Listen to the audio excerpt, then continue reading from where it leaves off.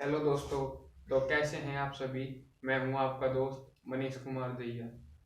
आइए आज हम शुरू करते हैं class 10th chapter first real number. Real number पढ़ने से पहले हम एक बार रियल नंबर को करेंगे रिकैप कि रियल नंबर होते क्या हैं। आइए शुरू करते हैं व्हाट इज रियल नंबर से।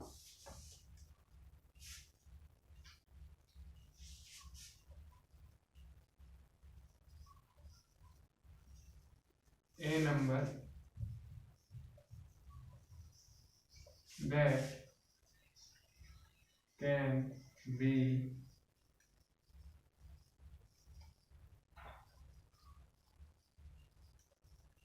represent on the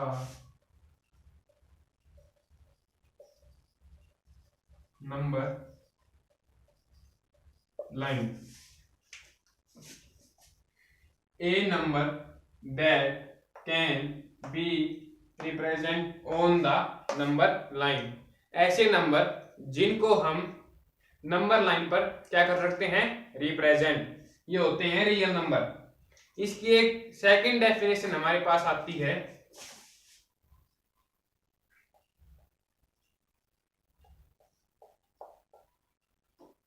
rational number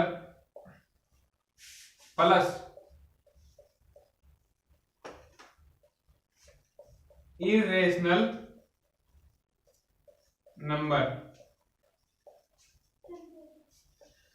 किसके इक्वल होते हैं, रियल नंबर के। Rational number plus irrational number किसके इक्वल होते हैं, रियल नंबर के। अब बात करते हैं कि रेशनल नंबर क्या होते हैं और इरेशनल नंबर क्या होते हैं।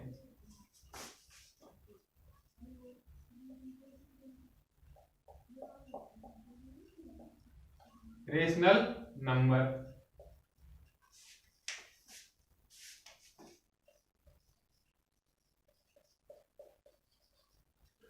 Rational number are those numbers which can be written in p by q।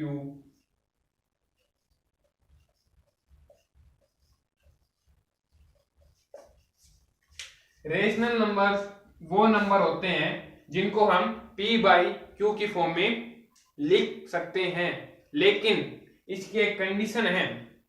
क्या कंडीशन है, वो जो q है वो 0 के बराबर नहीं होना चाहिए। इसका एग्जांपल लिख लेते हैं,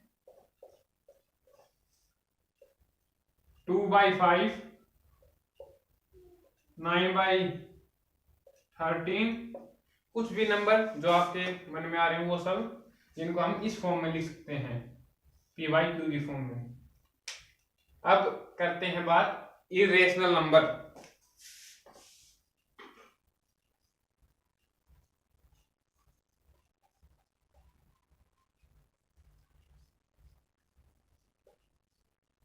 इरेशनल नंबर जिसके आगे इर लगे, मतलब ये इसका क्या है, अपोजिट। एक दिन इसकी डेफिनेशन लिख लेते हैं,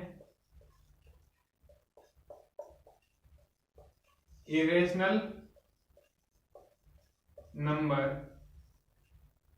आर नॉट रिटन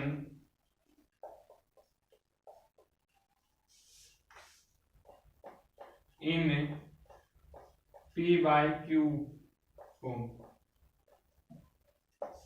ऐसे नंबर जिनको हम p बाय क्यू की फॉर्म में नहीं लिख सकते वो क्या होते हैं, इरेशनल नंबर। एग्जांपल, √2, √5, √7। अब बात आती है कि √4 क्यों नहीं भाई, √9 ये इरेशनल नंबर नहीं है। ये क्या नहीं है? Irrational number. अब क्यों? क्योंकि 2 का स्क्वायर 4 के इक्वल होता है। मैं इसको 2 को मैं लिख सकता हूं 2 मल्टीप्लाई बाई 2 इक्वल्स टू 4। ये हो गया।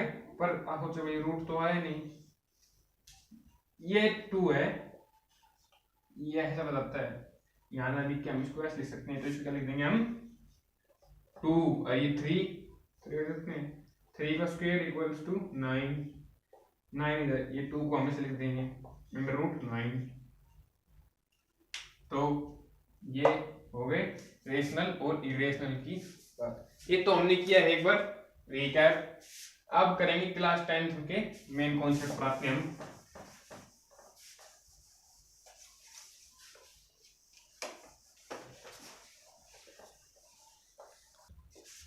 अब तो हमने किया वो रिकैप। अब करते हैं क्लास 10th के मेन इन 2 टॉपिक्स के बारे में बात। फर्स्ट और सेकंड टॉपिक, ये रियल नंबर के 2 मेन प्रॉपर्टीज हैं, इनको हम क्लास 10th में पढ़ेंगे।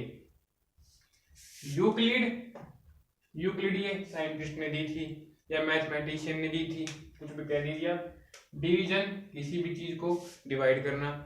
अब मेन बात आती है कि ये एल्गोरिथम होता क्या है। एल्गोरिथम का मतलब होता है किसी भी क्वेश्चन को स्टेप बाय स्टेप सोल्व करना। किसी भी क्वेश्चन को स्टेप बाय स्टेप सोल्व करना।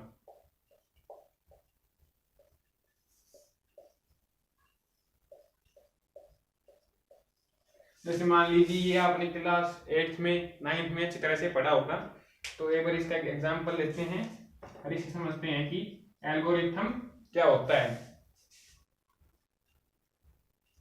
5x, ये 10 इधर का, ये प्लस का, इधर आकर माइनस का 10x इक्वल्स 18 है यहाँ पर पहले से ही, यहाँ पर ये प्लस का है, यहाँ पर ये आकर माइनस का, -5x इक्वल टू 15 होगा। देखते हैं भैया, इसका स्टेप फर्स्ट है, स्टेप सेकंड और स्टेप थर्ड। यहां से हम x की वैल्यू निकाल लेंगे।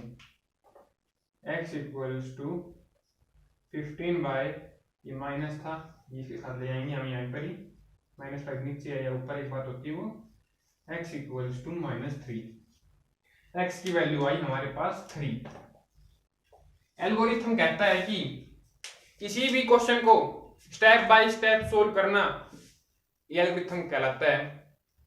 जैसे क्या आप थर्ड स्टेप को फर्स्ट नंबर पर कर सकते हैं? नहीं कर सकते। और क्या सेकंड स्टेप को थर्ड नंबर पर या थर्ड को फोर्थ पर? नहीं कर सकते हम। ये एल्गोरिथम ने बताया था। ये तो हो गई ये एल्गोरिथम का मतलब क्या होता है। अब बात करते हैं कि इसका यूज कहाँ होगा क्लास 10th में। इसका यूज कहाँ होगा क्लास 10th में? तो आइए अब जानते हैं इसका यूज क्या होगा, कहाँ होगा।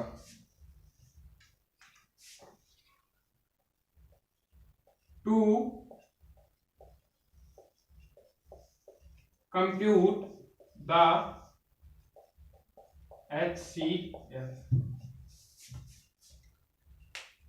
क्या करने के लिए? कंप्यूट का मतलब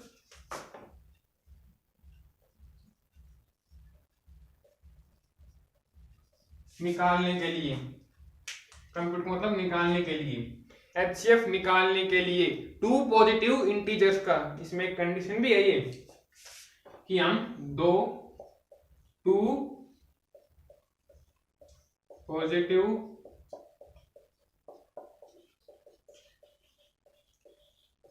हम इसमें पॉजिटिव इंटीजर्स का ही निकाल सकते हैं। पॉजिटिव इंटीजर कौन कौन से होते हैं?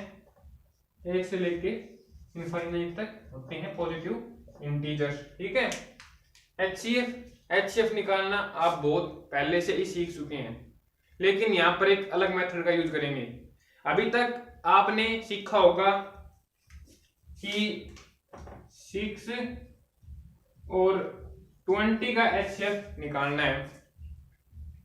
तो आपके टीचर ने या कहीं से भी आपने पढ़ा होगा कि हम इसको ऐसे सकते थे 3 × 2 और 20 को 2 × 2 × 5 लिख सकते थे। ये आपके टीचर ने कहा कि भाई इन दोनों में से जो सबसे बड़ा नंबर है उसको आप कॉमन ले लीजिए, वो आपका क्या होगा HCF।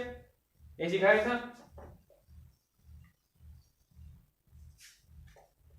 यहां पर ये हो गया आपका HCF कितना 2। ये तो आप सीख चुके हैं, लेकिन अब एक इसमें इंटरेस्ट की बात आती है, मजे की बात आती है। कोई आपको बड़ा नंबर दे, जैसे 225 एंड 155, इनका निकालना है। तो इनका आप इस मेथड से निकालने में बहुत ज्यादा टाइम लग जाएगा, इसलिए यूक्लिड डिवीजन एल्गोरिथम मेथड का हम यहाँ यूज करेंगे। इसका यूज करना हम आपको अपनी नेक्स्ट वीडियो में बताएंगे। ये केवल इंट्रोडक्शन है चैप्टर का। अब बात करते हैं the fundamental theorem of arithmetic. The fundamental theorem of arithmetic, ये थ्योरम क्या बताती है हमें? कोई भी नंबर लिया हमने,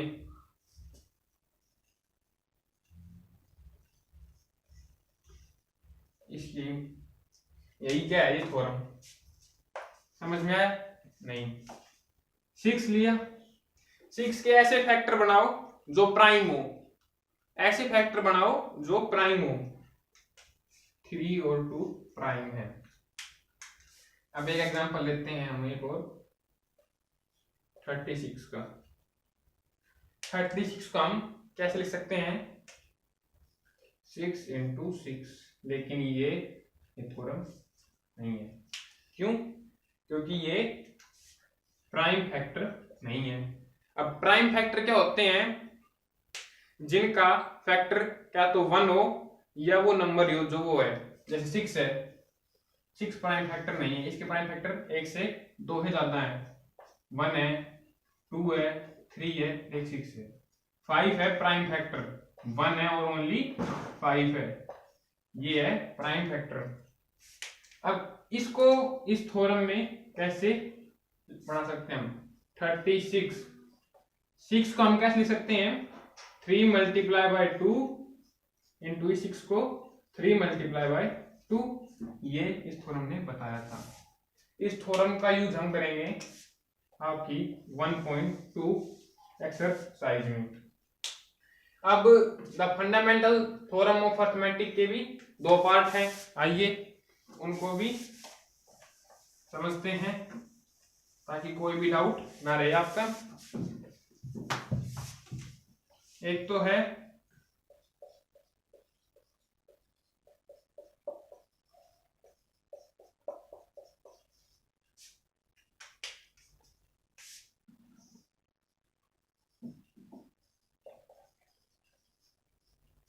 इर्रेशनलिटी,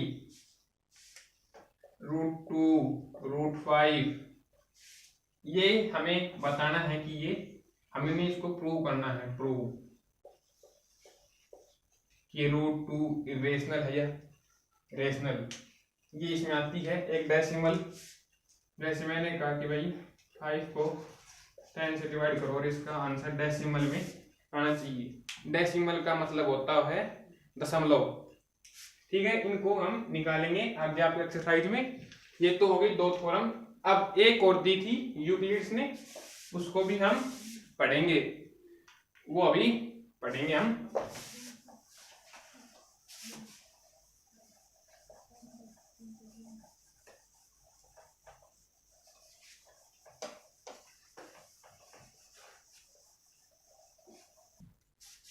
अब बात करते हैं यूक्लिड्स डिवीजन लेमा।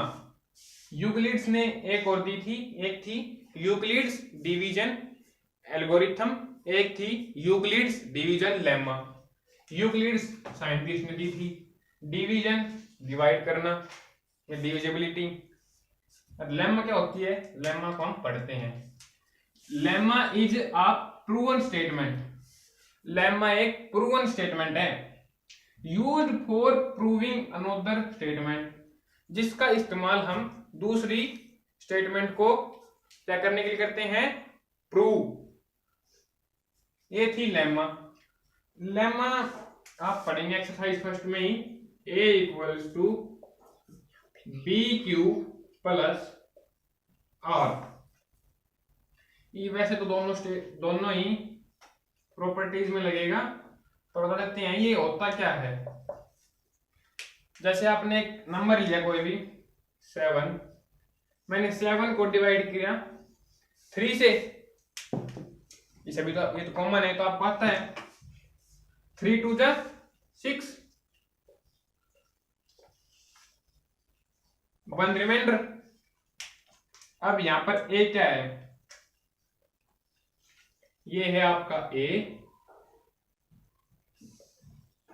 ये है आपका B, ये है आपका Q, ये है आपका R। इसको मैं प्रूव कर सकता हूं ऐसे, 7 equals to 3 multiply by 2 plus 1। ये प्रूव हो गया।